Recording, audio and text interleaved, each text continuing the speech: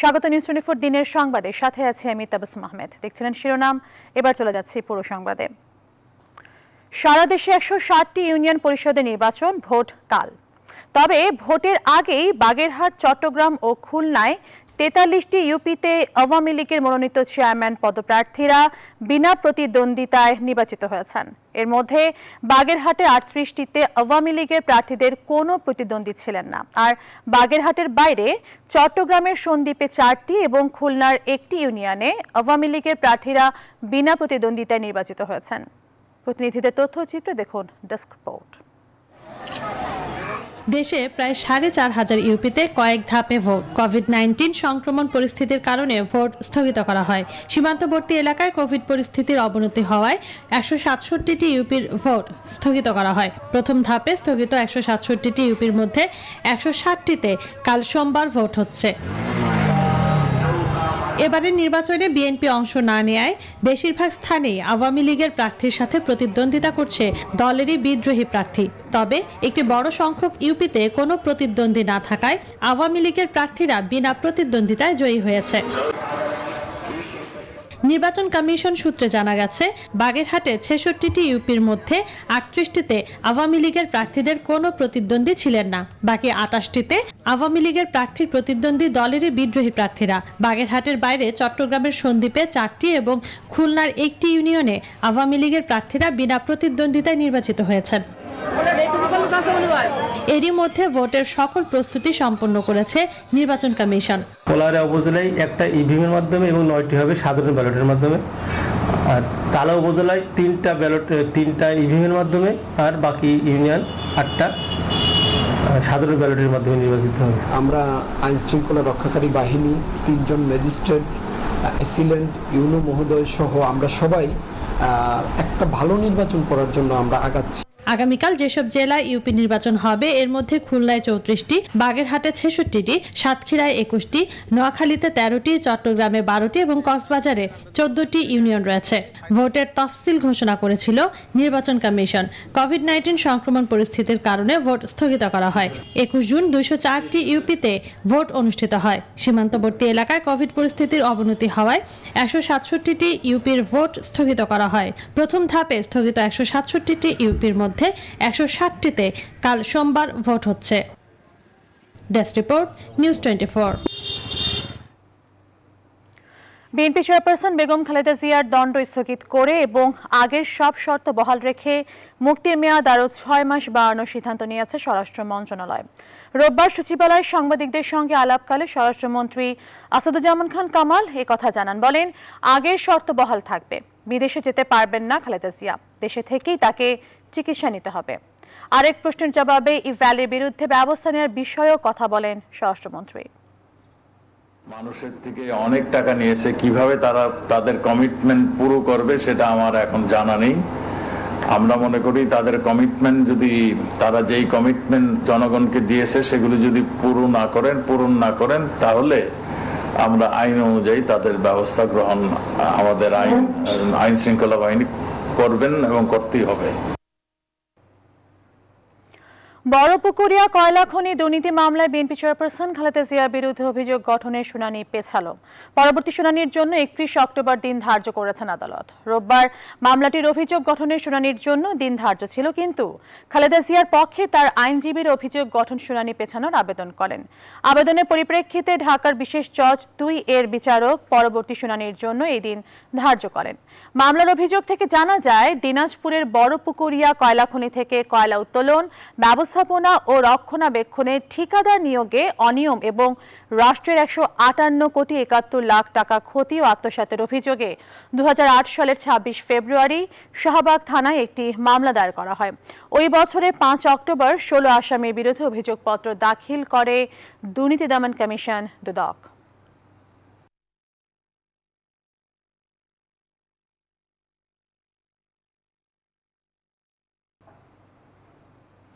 রাজধানীর পল্টন থানায় দায়ের করা নাশকতার মামলায় বিএনপি মহাসচিব মির্জা ফখরুল ইসলাম আলমগীর সহ ৩৯ জনের বিরুদ্ধে অভিযোগের শুনানি হবে আগামী 21 নভেম্বর দুপুরে ঢাকার অতিরিক্ত মহানগর বিশেষ ট্রিবিউনাল 5 এ বিচারক ফাতেমা ফেরদৌসের আদালতে এই অভিযোগ গঠনের শুনানি অনুষ্ঠিত হবে।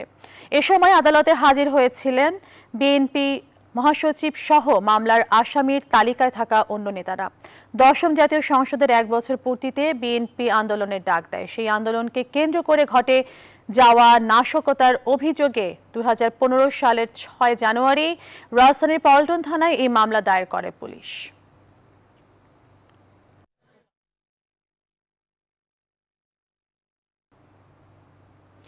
দেশের আলোচিত ই-কমার্স প্রতিষ্ঠান ইভ্যালির প্রধান নির্বাহী কর্মকর্তা ব্যবস্থাপনা পরিচালক মোহাম্মদ রাসেল এবং প্রতিষ্ঠানটির চেয়ারম্যান শামিমা নাসরিনের বিরুদ্ধে আরও একটি মামলা দায়ের করা হয়েছে। শনিবার দিবাগত রাতে প্রতারণা, অর্থ আত্মসাৎ এবং ভয়ভীতি প্রদর্শনের অভিযোগে মোহাম্মদ কামরুল ইসলাম চকদার নামে এক ব্যবসায়ী ধানমন্ডি থানায় মামলাটি দায়ের করেন। এদিকে রোববার এই পরিপ্রেক্ষিতে ই-কমার্সে গ্রাহকের প্রতারণার শিকার হওয়ার বিষয়ে জানতে চেয়েছেন হাইকোর্ট। এই বিষয়ে জনগণকে সচেতন করার পরামর্শ দিয়েছে আদালত।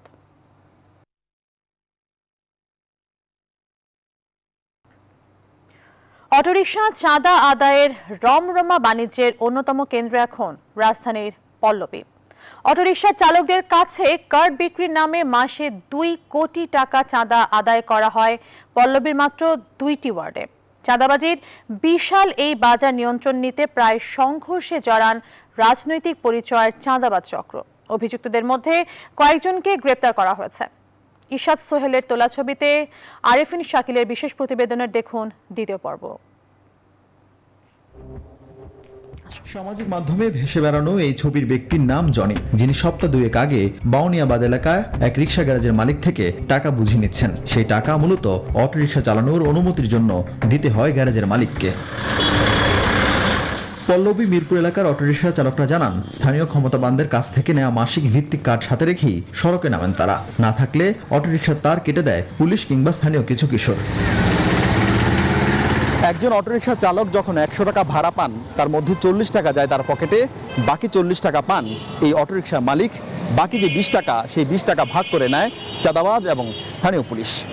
পল্লবীতে আনুমানিক 10,000 অটোরিকশা চলে প্রতিদিন। মাসে 1500 টাকা হিসেবে এখান থেকে চাঁদাবাজ চক্র হাতিয়ে নেয় প্রায় 1.5 কোটি টাকা।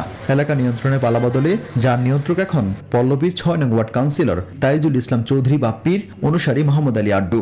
কার্ডের টাকা তো আমাদের আড্ডু নিত, 1 মাস শেষ হলে এটা আবার শেষ হয়ে যায়, আবার 1500 টাকা দিয়ে নেওয়া লাগে। গাড়িটা ধরলে পুরো দিনের টাকাটা তাদেরকে দিয়ে গাড়ি ছুটে নিয়ে আসা লাগে। স্থানীয়রা জানান, অটোরিকশা চাঁদাবাজি নিয়ন্ত্রণে একে কেন্দ্র করে প্রায় অন্তর্গুন্তলে জড়ান ক্ষমতাসীন দলের নেতাকর্মীরা। চলতি মাসের 4 তারিখ 3 নং ওয়ার্ড কাউন্সিলর জহিরুল ইসলাম মানিকের কার্যালয় ভাঙচুর করা হয়। এখানে কিছু দুষ্কৃতিকারী ডিজিটাল টোকেনের মাধ্যমে এই মেহনতি মানুষগুলোর কাছ থেকে 1700 থেকে 2000 টাকা মাসে নিচ্ছে। গোয়েন্দা সংস্থার রিপোর্ট হচ্ছে প্রায় 2 কোটি টাকা এই ডিজিটাল টোকেনের মাধ্যমে সংগ্রহ করা হয়। সেপ্টেম্বর মাসে যে টোকেনটি ছাড়া হয়েছে, এটা হচ্ছে এই টোকেনটি দেয় হলো মোহাম্মদ আলী আড্ডু। চাঁদাবাজির অভিযোগ অস্বীকার করে আড্ডু জানান, অটোরিকশা থেকে চাঁদা আদায় ব্যর্থ হয়ে কাউন্সিলর মানিক অটোরিকশা বন্ধ করতে চাইলে ক্ষিপ্ত চালকরা প্রতিবাদ করে। তারাই আপনাকে এই ধরনের টোকন বাণিজ্য ব্যবসা বাণিজ্য আগেও করছে, এখনো হাইকোর্ট এবং স্বরাষ্ট্রমন্ত্রীর নির্দেশ অমান্য করে তারা এই টোকন বাণিজ্য চালু করছে। ব্যাটারি চালিত রিক্সা ভাঙচুর করছে, ব্যাটারি তার কেটে দিচ্ছে, রিক্সারা ক্ষিপ্ত হয়ে তাদেরকে এটা নিয়ে একটা দৌড়ানিও দিছে। না, আমি কোনোদিনই এই কার্ডের সাথে জড়িত ছিলাম না। আগে অটোরিকশা থেকে চাঁদা আদায় হলেও এখন তা বন্ধ রয়েছে বলে দাবি পুলিশের। এই সংক্রান্তে যারা জড়িত থাকেন টোকেন বাণিজ্যে, তাদের গুরুত্বপূর্ণ কয়েকজনকে আমরা গ্রেফতার করে আদালতে সোপর্দ করেছি। আরেফিন শাকিল, নিউজ 24, ঢাকা। প্রশাসনিকভাবে বারবার নিষেধ করা সত্ত্বেও গুলশান বনানী লেকগুলোর সাথে পয়ঃবর্জ্যের সংযোগ বন্ধ করছেন না এই অভিজাত এলাকার কিছু বাড়ির মালিক। লেকপাড়ের বাসিন্দাদের অভিযোগ, এসব কারণেই গুলশান বনানী লেক পরিণত হয়েছে নর্দমায়। এমন সমস্যার স্থায়ী সমাধান চায় সিটি কর্পোরেশন। জানা যায়, এসব লেক ঘিরে বৃহৎ প্রকল্প অনুমোদনের পথে হাঁটছে ডিএনসিসি। তালুকদার বিপ্লবের প্রতিবেদন। চারদিকে ময়লা আবর্জনা, আবার কোথাও কুচকুচে কালো পানিতে ছড়াচ্ছে উৎকট গন্ধ। এক নজর দেখে এটাকে বড় কোনো নর্দমা মনে হতে পারে, কিন্তু এই চিত্র রাজধানীর গুলশান বনানী লেকের। অভিযোগ আছে এই অভিজাত এলাকার কিছু বাড়ির মালিক লেকের সাথে পয়ঃনিষ্কাশনের সংযোগ দিয়ে আসছে। এর ফলে দুর্গন্ধে স্থানীয় বাসিন্দাদের ভোগান্তির কারণ হয়ে দাঁড়িয়েছে এই লেক। এটা পদক্ষেপ নেয় না, দেই না তো নিতে, কিছু কিছু মানুষ দিয়ে করাইলে তো ঠিক মতন করতেছে না। ভবন মালিক আছে, তাদের বাসায় হচ্ছে ড্রেন লাইনগুলো এখানে দেয়া আছে, যার কারণে এটা খুব দ্রুত ময়লা হয়ে যাচ্ছে এবং খুব দুর্গন্ধ ছড়াচ্ছে। আগে অনেক লোক চলাফেরা করতো, এখন এই দুর্গন্ধের কারণে লোকজন কম আসে। লেক পরিষ্কার রাখতে রাজুক এবং সিটি কর্পোরেশনের পক্ষ থেকে বহুবার তদারকির ব্যবস্থা নেওয়া হয়েছে, কিন্তু এতে কোনো স্থায়ী প্রতিকার দেখছেন না বলে জানান লেক পাড়ে ঘুরতে আসা মানুষেরা। গুলশান বনানী এরকম একটা অভিজাত এলাকায় এই পরিবেশ আসলে কাম্য নয়। নড়াই অ্যাম্বাসিডর থাকে এখানে, তাদের বিশেষ নিরাপত্তার ক্ষেত্রে আমরা ডিউটি করি, 24 ঘন্টায় থাকতে হয়। দেখা যাচ্ছে মাঝে মধ্যে একটু দুর্গন্ধ চলে আসে। সবসময় 24 ঘন্টা আমরা এখানে কাজের লোক আছে আমাদের, ওরা কাজ করতেছে, পরিষ্কার করতেছে। তবে এমন সমস্যার স্থায়ী সমাধানে এবার ডিএনসিসির নেয়া নানা উদ্যোগের কথা জানালেন স্থানীয় ওয়ার্ড কাউন্সিলর। যে জিনিসটা এখন প্রশ্নবিদ্ধ সেটা হলো সুয়ারেজ লাইন, সেটা কতটুকু সঠিকভাবে তারা করলো সেটা তদারকি করা জন্য আমাদের কাউন্সিলরদেরকে মাননীয় মেয়র মহোদয় নির্দেশনা দিয়েছেন, এবং এই লেগের পার দিয়া ওয়ান ওয়ে রোডের জন্য, ফুটপথের জন্য, ওয়াকওয়ের জন্য সব কিছু নকশা করে একনেকে দেওয়া হয়েছে। এদিকে লেকে ময়লা আবর্জনা আর মশার উপদ্রব থেকে বাঁচার উপায় হিসেবে এবার গুলশান বনানী লেকে মাছ চাষের উদ্যোগ নিয়েছে স্থানীয় কয়েকটি স্বেচ্ছাসেবী সংগঠন। তালুকদার বিপ্লব, নিউজ 24, ঢাকা। সারা দেশে করোনায় মৃত্যু, রোগী শনাক্তের হার কমেছে, একই সাথে হাসপাতালেও কমেছে নতুন রোগীর চাপ। 24 ঘন্টায় করোনা উপসর্গে কয়েক জেলায় প্রাণ হারিয়েছেন 16 জন। রাজশাহী মেডিকেলের করোনা ওয়ার্ডে করোনা উপসর্গে 4 জনের মৃত্যু হয়েছে। চট্টগ্রামে 2 জনের মৃত্যু হয়েছে। ময়মনসিংহ মেডিকেল কলেজ হাসপাতালের করোনা ইউনিটে 2 জন মারা গেছেন। এছাড়া সাতক্ষীরায় 3, দিনাজপুরে 2, ঝিনাইদহে 2 ও বগুড়ায় 2 জন করে মারা গেছেন।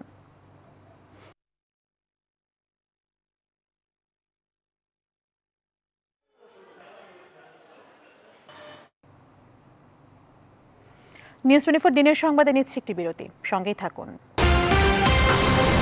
আর একবার স্বাগত নিউজ 24 দিনের সংবাদে। মিরপুরের ভাসানটেকে রাস্তা মেরামতের 2 বছর না যেতেই নষ্ট হয়ে গেছে, দখল হয়ে গেছে 2 পাশের ফুটপাত। এতে দুর্ভোগ পোহাচ্ছেন স্থানীয় বাসিন্দা ও পথচারীরা। দর্শক, এ বিষয়ে বিস্তারিত জানাতে ভাসানটেক থেকে সরাসরি যুক্ত হচ্ছেন সহকর্মী তালুকদার বিপ্লব। তালুকদার, ভাসানটেকে রাস্তার যে অবস্থা, স্থানীয়দের অনেক ভোগান্তি তৈরি হচ্ছে, সংশ্লিষ্ট যারা আছেন তারা কি বলছেন, কেন রাস্তা ভালো রাখা যাচ্ছে না?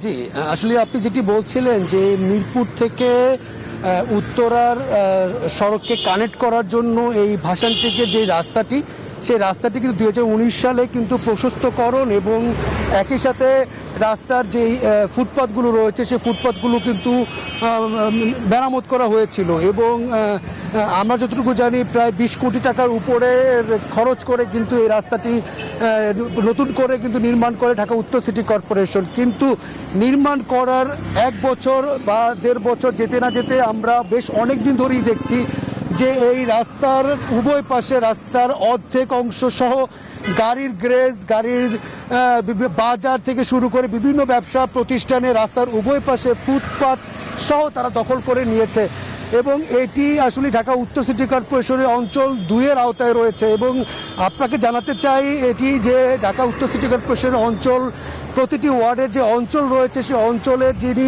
নির্বাহী কর্মকর্তা রয়েছে তিনি কিন্তু একজন নির্বাহী ম্যাজিস্ট্রেটও। তিনি কিন্তু এই ধরনের কার্যক্রমগুলো, উচ্ছেদ কার্যক্রমগুলো তিনি কিন্তু প্রতিনিয়ত করে থাকেন, কিন্তু কোনো কারণে কিন্তু দীর্ঘদিন ধরে কিন্তু এভাবেই চলছে, কিন্তু এদের উচ্ছেদ করা বা এই ব্যাপারে কোনো পদক্ষেপ নেওয়ার কোনো কিছুই কিন্তু তিনি করছেন না, এমনটি কিন্তু অভিযোগ রয়েছে এখানকার যারা সাধারণ মানুষ পথচারী রয়েছে তাদের।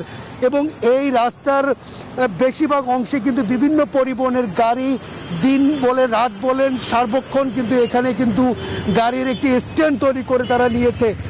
এই নিয়ে কিন্তু স্থানীয় যে প্রশাসন রয়েছে, প্রশাসনের পক্ষ থেকে কোনো পদক্ষেপ নেওয়া হচ্ছে না, এটি দাবি করছে সিটি কর্পোরেশনের পক্ষ থেকে। কিন্তু মূল কিন্তু সিটি কর্পোরেশনের যারা দায়িত্বপ্রাপ্ত রয়েছে, যারা এগুলোর দায়িত্বপ্রাপ্ত যারা রয়েছে তারা মূলত আসলে এগুলো দেখার কথা, কিন্তু তারা কোনো কারণে তারা এগুলো দেখছে না। অনেকে বলছে যে এর থেকে বিশেষ সুবিধা পাচ্ছে অনেকে, সেটি সিটি কর্পোরেশনের যারা দায়িত্বপ্রাপ্ত রয়েছে তারা এবং স্থানীয় প্রশাসন, যার কারণে আসলে এই ধরনের রাস্তা ফুটপাত দখল করে যেই মানুষের ভোগান্তি তৈরি করা, সেই ভোগান্তি কিন্তু শেষ হচ্ছে না। তো এই ছিল আমার কাছ থেকে সব শেষ। বিপ্লব, আপনাকে অসংখ্য ধন্যবাদ। দর্শক, ভাষান টেক থেকে যুক্ত হয়েছিলেন সহকর্মী তালুকদার বিপ্লব। শিগগিরই চালু হচ্ছে দক্ষিণাঞ্চলবাসীর স্বপ্নের পায়রা সেতু। কর্ণফুলী সেতুর আদলে নির্মিত এই সেতুর অবকাঠামোগত নির্মাণ কাজ শেষ হয়েছে।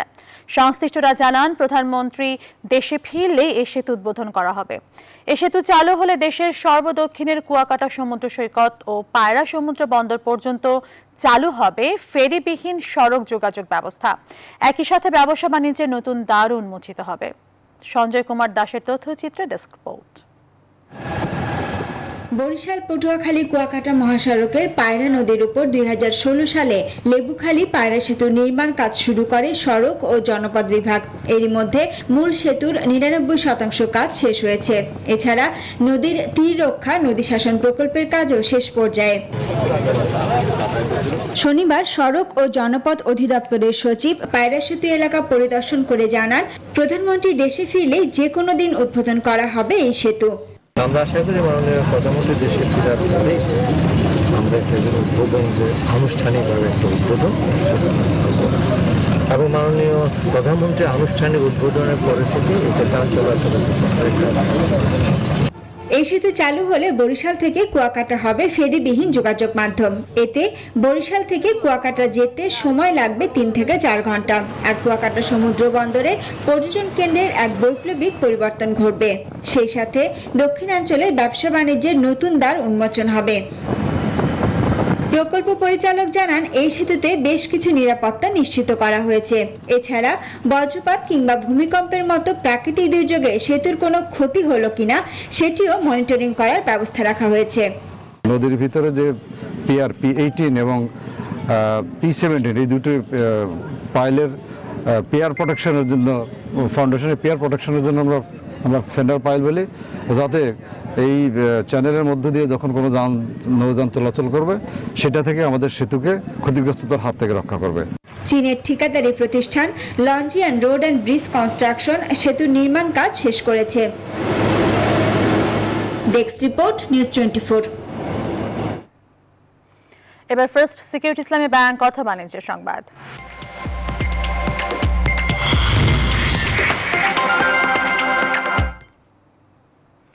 ভরা মৌসুমেও বঙ্গোপসাগরে দেখা মিলছে না ইলিশের। এমনকি ইলিশের ভান্ডার খ্যাত সোয়াচ অফ নো গ্রাউন্ডেও ইলিশের দেখা নেই। ফলে খালি হাতে জেলেদের বাড়ি ফিরতে হচ্ছে। ইলিশ আহরণে পার হয়েছে প্রায় 6 মাস, কিন্তু লাভের মুখ দেখেনি জেলে মহাজনরা। আর এতে বাগেরহাটের মৎস্যপল্লীতেও নেই কর্মচাঞ্চল্য।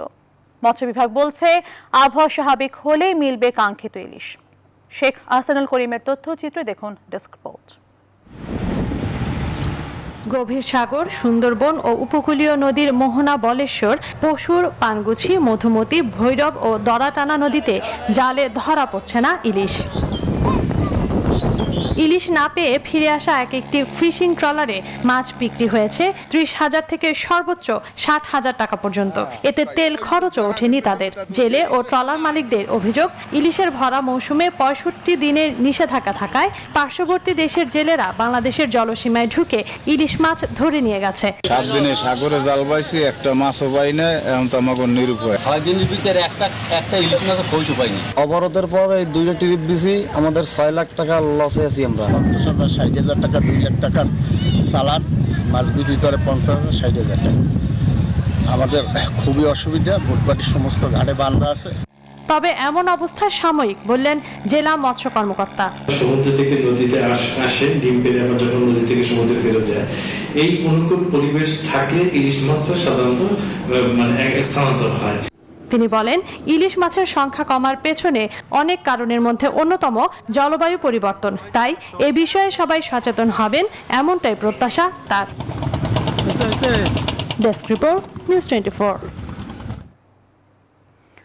রক ইন্ডাস্ট্রিজ প্রাইভেট লিমিটেডের উদ্যোগে নিউ অ্যালুমিনিয়াম প্রোফাইলের চট্টগ্রামের ফেব্রিকেটসদের মধ্যে পুরস্কার বিতরণ করা হয়েছে। এই পুরস্কার বিতরণ অনুষ্ঠানে প্রধান অতিথি হিসেবে উপস্থিত ছিলেন রক ইন্ডাস্ট্রিজ প্রাইভেট লিমিটেডের চেয়ারম্যান রফিকুল ইসলাম। উপস্থিত ছিলেন কোম্পানির AGM Faruk Ahmed, marketing manager Mokhlesur Rahman, deputy manager SM Kabir Hossain, Chittagong Thai aluminium and glass merchant অ্যাসোসিয়েশনের সহসভাপতি খন্দকার নুরুল ইসলাম, সাধারণ সম্পাদক সৈয়দ মনসুর আলম, মোহাম্মদী গ্লাসের কর্ণধার সাখাওয়াত হোসেন রাসেল, ফেন্সি গ্লাসের কর্ণধার HM মহিউদ্দিন প্রমুখ।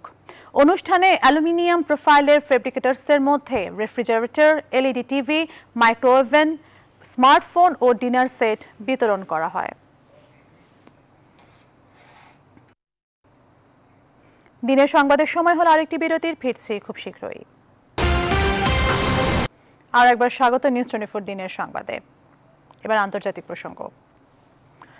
কাবুলে মার্কিন ড্রোন হামলায় 10 জন নিহতের ঘটনার ন্যায় বিচারের দাবি করেছেন নিহতের স্বজনরা। তারা বলেন, শুধু ক্ষমা চাইলেই হবে না, যুক্তরাষ্ট্রকে এই ড্রোন হামলায় নিহতের ক্ষতিপূরণ দিতে হবে। সেই সঙ্গে ক্ষতিগ্রস্তদের পুনর্বাসনের দাবিও জানান তারা। এমন তথ্য জানিয়েছে রয়টার্স। শুক্রবার কাবুলে মার্কিন ড্রোন হামলায় বেসামরিক নিহতের কথা স্বীকার করেছে যুক্তরাষ্ট্র। সেই হামলাকে ভুল উল্লেখ করে ক্ষমা প্রার্থনা করেছে ওয়াশিংটন। গেল 29 আগস্ট জঙ্গি গোষ্ঠী IS-কে হামলাকারীর গাড়ি লক্ষ্য করে চালানো যুক্তরাষ্ট্রের ড্রোন হামলায় 7 শিশুসহ 10 জন বেসামরিক নিহত হন।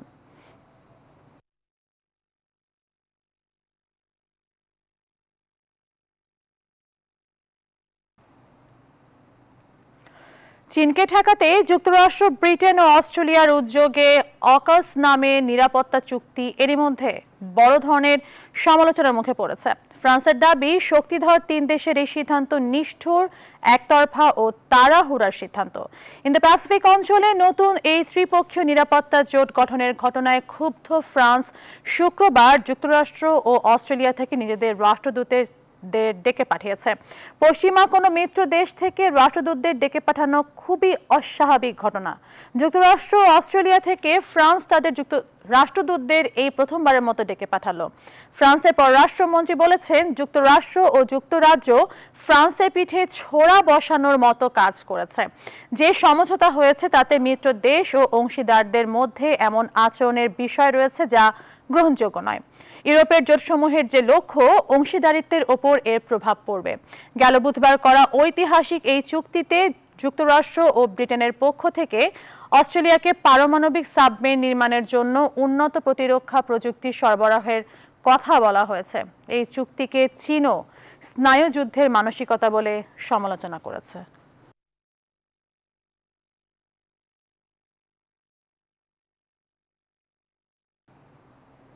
মহাকাশও এখন বেড়াবার জন্য উন্মুক্ত, আর এই সুযোগটি করে দিয়েছে যুক্তরাষ্ট্রের ধনাঢ্য ব্যবসায়ী এলন মাস্কের স্পেস এক্স এবং জেফ বেজোসের ব্লু অরিজিন।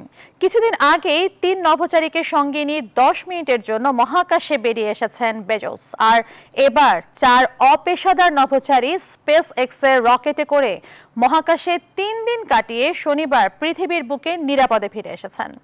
বিবিসি ও রয়টার্সের তথ্য ও চিত্রে নাহিদ সিহানের ডেস্ক রিপোর্ট। প্রথমবারের মতো 4 অপেশাদার ব্যক্তি পৃথিবীর বাইরে মহাকাশে গিয়ে ঘুরে এলেন।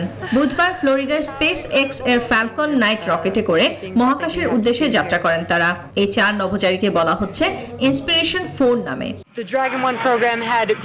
শনিবার সন্ধ্যা 7টায় আটলান্টিক মহাসাগরে ক্যাপসুলে করে নিরাপদে নেমে আসেন নভোচারীরা। তাদের শুভেচ্ছা জানিয়ে তাৎক্ষণিকভাবে টুইট করেন এলন মাস্ক। ইন্সপিরেশন 4 এর নেতৃত্ব দিয়েছেন e-commerce company shift 4 payment Inc এর নির্বাহী মার্কিন ধনকুবের জেরেড ইসাকম্যান।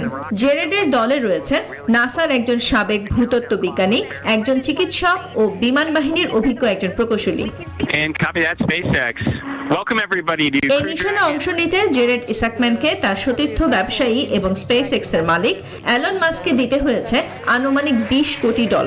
যদিও টাকার অঙ্কটা এখনো কেউই আনুষ্ঠানিকভাবে প্রকাশ করেননি। এটি ছিল স্পেস এক্স এর পক্ষ থেকে মানুষকে মহাকাশে পাঠানোর তৃতীয় মিশন, যা মহাকাশ পর্যটনের জন্য একটি মাইলফলক। নাহিদ জিহান, নিউজ 24।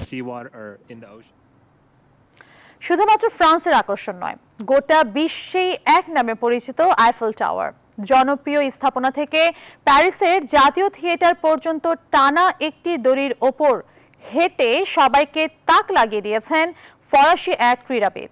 ভূমি থেকে 70 মিটার উচ্চতায় তার এই শ্বাসরুদ্ধকর পথ চলা ছিল সত্যি স্মরণীয়। নিবিড় আমিনের ডেস্ক রিপোর্ট। ঠিক যেন কোনো সিনেমার দৃশ্য, এক স্থাপনা থেকে আরেক ভবনে হেঁটে যাচ্ছে কেউ, তাও আবার সরু এক দড়ির ওপর। ফরাসি ক্রীড়াবিদ নাথান পাউলিন আইফেল টাওয়ার থেকে ন্যাশনাল থিয়েটার পর্যন্ত পথ হেঁটে পাড়ি দিলেন 30 মিনিটে। জাতীয় থিয়েটার আয়োজিত লাইভ পারফরমেন্স উৎসবের একটি অংশ ছিল শনিবারের টানটান উত্তেজনাকর দড়ির এই কসরত। খেলাটি দেখানোর জন্য 4 বছর অনুশীলন করেছিলেন পাউলিন। 600 মিটার দূরত্বের এই পথ একনাগাড়ে পায়ে না হেঁটে মাঝে মাঝে বসে বা ঝুলেও কাটিয়েছিলেন কিছুটা সময়। জানালেন মোটেও সহজ ছিল না এই লাইভ পারফরমেন্স। আইফেল টাওয়ার থেকে যাত্রা শুরুর বিষয়টি সত্যিই চমৎকার ছিল। পারফরমেন্সের সময় আসলে আমি সত্যি এক ঘোরের মধ্যে ছিলাম। উচ্চতা নিয়ে আমার মনে ভয়ও কাজ করছিল না মোটেও, যদিও ছোটবেলায় খুব ভয় পেতাম উচ্চতাকে। এর আগেও 2019 সালে আকাশচুম্বী দুটি ভবনের মাঝে 150 মিটার উঁচু ও 510 মিটার লম্বা দড়ির পথ পাড়ি দিয়ে রেকর্ড গড়েছিলেন পাউলিন। নিবিড় আমিন, নিউজ 24। দিনের সংবাদে নিচ্ছে আরো একটি বিরতি, সঙ্গেই থাকুন। আর একবার স্বাগত নিউজ 24 দিনের সংবাদে। এবার খেলার খবর। 5 ম্যাচ ওয়ানডে সিরিজের শেষটিতে আফগানিস্তানকে 156 রানের লক্ষ্য দিয়েছে বাংলাদেশ অনূর্ধ্ব-19 দল। জবাবে ব্যাট করছে আফগানিস্তান। দলের পক্ষে সর্বোচ্চ 37 রান করেছেন middle order batsman Abdullah Al Mamun. সিলেটে আজ মাহফিজুল ও ইফতেখারের ওপেনিংয়ে ভালো শুরু করে বাংলাদেশ, আসে 48 রান। নানগিয়ালিয়ার বলে 11 রানে মাহফিজুল ফিরলে ধস নামে টাইগারদের ব্যাটিং লাইন আপে। মাত্র 15 রান ব্যবধানে একে একে ফিরে যান আরিফুল ইফতেখার, আইস মোল্লা ও মেহরাব। আগের ম্যাচের হাফ সেঞ্চুরিয়ান তাহজিবুল আউট হন মাত্র 15 রানে। উইকেট পড়ার মিছিলে ব্যতিক্রম ছিলেন আব্দুল্লাহ আল মামুন। অষ্টম উইকেটে নয়নকে নিয়ে তার 47 রানের জুটি টাইগারদের পার করায় 150 রানের কোটা। শেষ পর্যন্ত বিলাল সামি আর নানগিয়ালিয়ার বোলিংয়ে 14 বল আগে 155 রানে অল আউট হয় বাংলাদেশ। দুজনেই নেন 3টি করে উইকেট। নিউজ 24 দিনের সংবাদে পর্যন্ত। আরো খবর ও বিশ্লেষণ জানতে ভিজিট করুন www.news24bd.tv। ধন্যবাদ সবাইকে।